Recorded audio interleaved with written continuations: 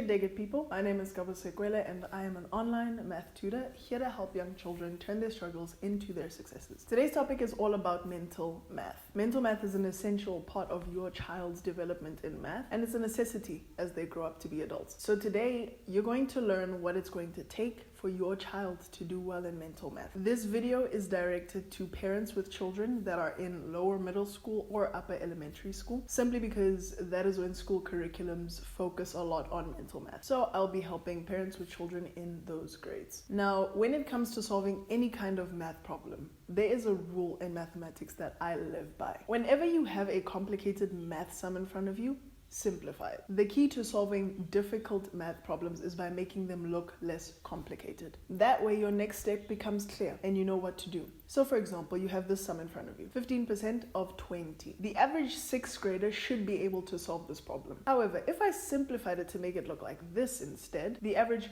4th grader should be able to solve this problem. The value of these two sums is exactly the same. I didn't change the value. I just made a few tweaks that made the sum look simpler, thus making it easier to solve. So let's talk about the different ways your child can apply this rule in mental math. And I'm going to be focusing more on the 4 operations because again, we're dealing with the more upper elementary school and lower middle school, and a lot of focus is placed on the 4 operations. Let's say they have a complicated addition sum. For example, 345 plus 367. Keep in mind, we're dealing with elementary school and lower middle school, so this is quite complicated for the majority of young people in those grades. There are a few ways your child can simplify the sum in a way that does not change the value of the sum. For example, you can train your child to break the numbers up according to place values and then add all the numbers that are in the same place value together. For example, if our number is 345, we can break that number into 300 plus 40 plus 5. And if our other number is 367, we can break that up into 300 plus 60 plus 7. Then you add all the numbers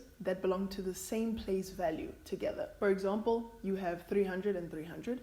If you add those two together, you get 600 as an answer. You would then add 40 and 60, thus giving you 100 as an answer. Lastly, you would add 5 and 7 together, which gives you 12 as an answer. Finally, you would bring all those values together, thus making your final answer 712. See, we simplified that sum because mentally it's much easier to add numbers that end in 0. Another way you can simplify the sum mentally is by rounding up the numbers to their nearest 10 and then adding those two values together. Once they've added and gotten an answer, they then need to subtract the number that they added. Please make that step clear to them and explain to them the reasons why they need to do that. Make it clear to them that by rounding up the number, you change the value of the sum, which is not a good thing because you added numbers that shouldn't be there. But you only did that because you wanted to make the sum look simple. Therefore, to fix that and to keep the value of the sum, they need to take away the numbers that they added. For example, if I round the number 345 to the nearest 10, I will then get 350. And if I round up the number 367 to the nearest 10, that will give me 370. If you add 350 and 370 together, you will get 720. However, because you rounded the number up,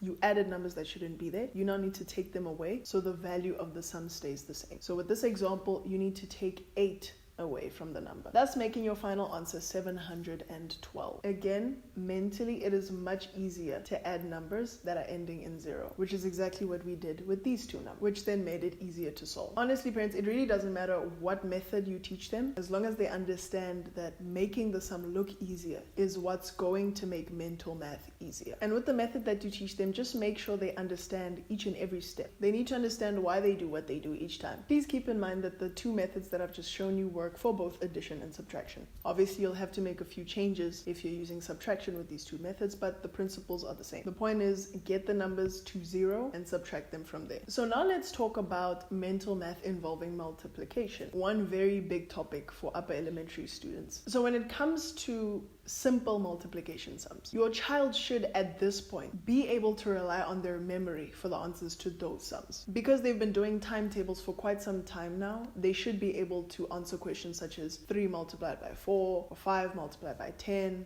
or 6 multiplied by 1, etc. However, they will need help with the more complicated multiplication sums. For example, let's say they need to multiply 35 by 4. That's a bit more complicated, especially for mental math. So how can they improve their mental math in this area? Again, the same principle. If a sum looks too complicated, simplify it. So here's an example of how they can do that in multiplication. They can break numbers up into their place values and multiply them accordingly. So in this case, they can break the number 34 into 30 and 4. Once they've done that, they can multiply each number by 5. They then should have 30 multiplied by 5, which would give them 150. And they would also have 4 multiplied by 5, which would give them 20 as an answer. If they struggle with multiplying the 30 and the 5 together, they can simply multiply 3 and 5, but add 1 0 to their final answer. The reason is because there's 1 0 in the big number. If it was 300 multiplied by 5, they would have to multiply 3 by 5, but add 2 zeros in the final answer. But in this case, 3 multiplied by 5 gives us 15.